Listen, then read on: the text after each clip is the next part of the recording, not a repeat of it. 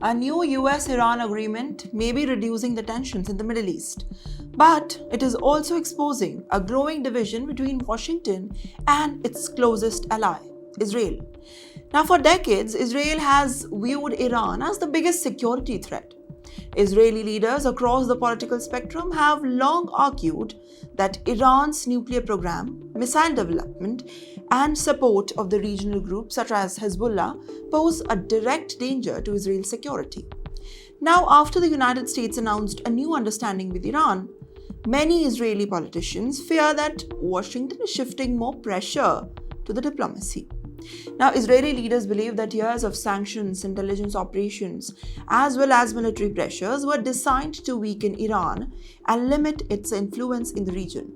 But the new agreement now suggests that US may now prefer negotiations over confrontation. Now, the opposition to the deal is broader inside Israel. National Security Minister Itamar Ben-Gvir has also argued that Israel must retain complete freedom to act against Iran and its allies, regardless of US policy. Now, Finance Minister Bezalel Smotrich has gone even further, saying that problem is not only Iran's nuclear problem, maybe its program, but Iranian regime itself. Even former Prime Minister Naftali Bennett, who once comes from the different political camp, has warned that the diplomacy could even give Iran more room to expand its influence. Now, Yair Golan from the political left has criticized this agreement, saying that military gains could now lost its diplomacy. This is rare. A very rare unity seen across Israel's political spectrum that has shown how deeply the Iran issue shapes Israel's security policy. At the same time, a new debate is emerging in the United States. Trump administration officials Joe Kent has publicly supported the effort to reduce tensions with Iran.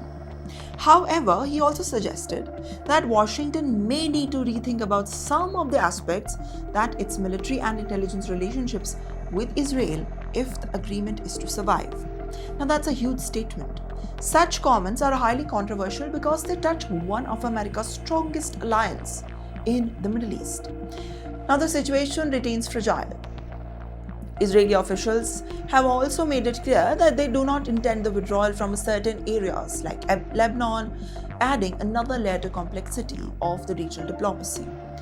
The key question is whether the US and Israel are beginning to diverge from Iran's strategy, or Washington appears to believe diplomacy can prevent another regional war, while many Israeli leaders argue that only pressure and deterrence can ensure long-term security.